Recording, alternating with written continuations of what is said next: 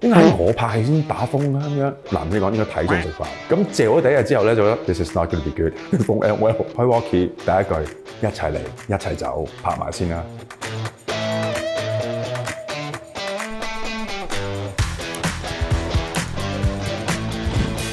即係好嘢咁我哋開槍。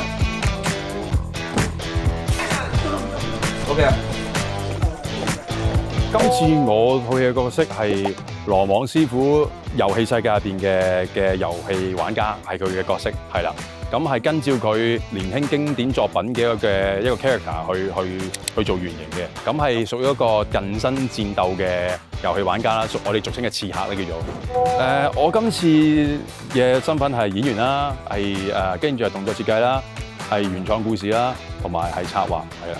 件事係 enjoy 嘅，係因為遇到一啲好志同道合嘅人啦，幕前幕後都係啦。但係亦都令到明白到，即係個責任真係好大。你有呢個 responsibility 去同所有部門要交代、要溝通啊。即係有多人問你個道具咁樣得唔得啊？啲衫咁得唔得啊？跟住演員話我想訓練，我聽日得唔得啊？每日差唔多變到好似忽然間件事每一刻都關你事嘅。因為以前係相對比較所謂嘅舒服啲嘢，做演員記好對白、演好啲戲，做動作片嘅做好動作。但係今次個責任大咗好多。其實我係好中意打遊戲機嘅，即係我由細到大 spend 最多時間唔係溫書，係真係打機。咁我一直都覺得好似冇一個咁嘅故事喎，香港咁我就好想諗一啲特別啲嘅故事啊咁樣。所以我覺得而打機件事好 match。我唔知啊，我自己喺打機裏邊其實學到好多嘢嘅，即係你有幾 aggressive 啊，你點 spend 你嘅 time 啊，你點部署件事啊，即係佢變咗咁專業、咁多獎金嘅一個職業咧，係有佢原因嘅。第二就係我哋當然我哋套戲講打遊戲機啦，但係你要 service 埋一啲唔打機嘅觀眾都要 care 呢件事，要覺得 exciting 嘅。所以阿 Ken 就攞 balance，即係有時我哋上啲 game 嘅畫面好似 game，但係諗下，咦咁唔打機啲觀眾會有少少抽離喎，太唔似電影咯喎。你要阿 Ken 中間攞個 balance。我已經預咗係會發生呢件事，但係到現場就更加即係控制 out of the control。即係如果你太 safe 嘅話咧，太錫身咧就唔好睇嘅。咁但係一見到佢哋開始有少少危險咧，我就好擔心。唔係淨係佢哋，其實譬如啱啱攝影團隊啊，企到啲好不可能嘅位置去拍，我都覺得好擔心係咯。咁但係真係好 appreciate 嘅呢件事係，大家都付出咗好多啦。咁阿 Amy 合作過啦，Kozo 都合作過啦。咁佢哋都係好努力嘅女演員啦。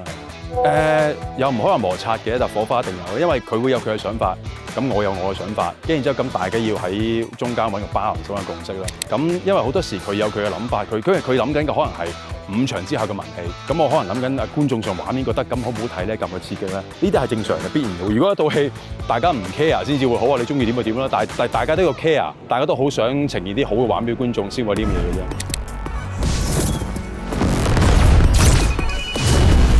我哋輸咗幾場比賽啫，但我哋一定會贏翻㗎。呢個嘢好勁，19區都係前5名，早幾年。老闆就唔好打機啦，翻去唞下。我話知你幾勁啊，識唔識得尊重下人啊？花爺，你唔好理我，你走先。我唔會抌低啲隊友嘅。一個人帶住一個靚妹，一個中坑，一個老坑，操到咁你都 carry 到而家。你又唔好咁講，佢哋冇你想象中咁快。Happy hour。人係咁噶啦，走下下坡正常啦。咁瞓醒咪起身繼續行。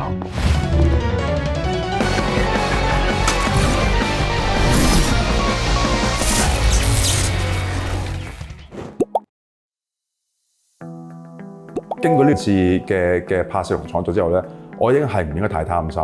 難聽啲講，應該睇中食飯。觸電嘅時候就係第一次，就係我好開心，套戲終於開啦！我好想拍到所有嘢都好好，好想觀眾睇到係哇冇睇過呢樣嘢喎！呢樣嘢係用錢同時間去堆砌，倉促地拍咗後期嘅時候，哇唔得喎咁樣，咁點算咧？其實後期可以補救到嘅。咁另外就係後期觸電，因為我哋有好多。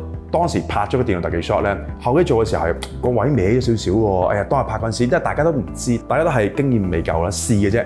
因為佢唔係傳統嘅動作片，佢唔係擂台片啊，唔係街頭黑幫打鬥啊，佢喺度有好多特技遊戲世界入邊嘅呢啲動作片，所以佢每講譬如出一拳啊、出一腳嗰啲特效啊，個人嘅位置要好準，所以呢啲後尾我哋都要好多方法去唔好補救嘅去彌補翻呢件事啦。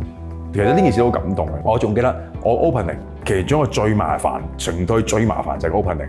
往後嗰90分鐘投唔投入咧，呢度就好緊要嘅。咁 opening 咧，如果韓內人一睇咧，點都要4日去拍 ，of course 係得2日啦。咁就都嗰陣時都好熱血嘅，2日夠啦，其他唔得啫，我哋得嘅咁樣。咁借咗第一日之後咧，就覺得 this is not going to be good，this won't end well。咁但係都冇辦法，都第一日完咗，咁你都一定要去埋第二日㗎啦咁樣。咁第二日就撞到香港23年打10號風球。我仲好記得個風個名叫蘇拉，應該喺我拍戲先打風啦咁樣。1點鐘要撤台，點半個風到，即係1點鐘要收工。咁我哋朝頭早6點鐘天未光已經全部喺度講應對，今日邊度要搞掂，邊度要搞掂樣，大家都好 under pressure，work around the clock。咁當我拍到11點嘅時候咧，我自己心入邊知道我係拍唔晒，係冇可能，因為本來12個鐘嘅嘢，而家得6個鐘，你係完成唔到嘅。跟住然之後咁就開 walkie 啦，咁多位手足嗱，你哋而家原地放低手上嘅嘢。咁我哋有3架車安排嘅走嘅，有架車係九龍嘅新界，有架港島，咁你哋就自己照單執藥啦咁樣。你估係有冇人走？一個都冇，真係好感動。開 walkie 第一句一齊嚟，一齊走，拍埋先啦。茶水婆添話打風啫嘛，你係咪未見過？原來佢嗰刻先係全個劇組都冇人驚過，最 push 嘅係我，哇好幾感動，咁我就冇再睇錶啦。我都冇再理個風嚟唔嚟啦，出邊落幾地大雨，吹到幾行都冇理，我就自己拍。佢見你好順利，可能2-3個鐘幾好喎，佢幾好呢個。咁如是者，我哋終於喺1點前我就拍晒啦，真係唔係粗拍嘅，係就算正常拍都係，其實真係得㗎啦，仲係有突啦，已經拍多咗嘢啦。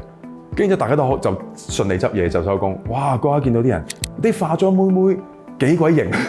啲服裝妹妹都冇驚過，我仲記得導演組啊，導演同佢副導演組佢喺打邊爐，早收工好嘢咁樣，即係其實香港人嘅精神幾犀利，即係香港人最中意咩啊？打風，早收工咁樣，佢哋冇，佢哋全部都留低係啦，所以呢件事係我仲有好多呢啲幕後，因為觸電係我都遇到拍攝上邊前期準備都遇到幾多問題嘅一部戲，而呢問題係不斷出現，你解決一個又出現第二個，解決又出現一個咁樣，所以你話觸電唔係唔辛苦，只不過觸電係我都講有一班好嘅同伴同你一齊辛苦係咯。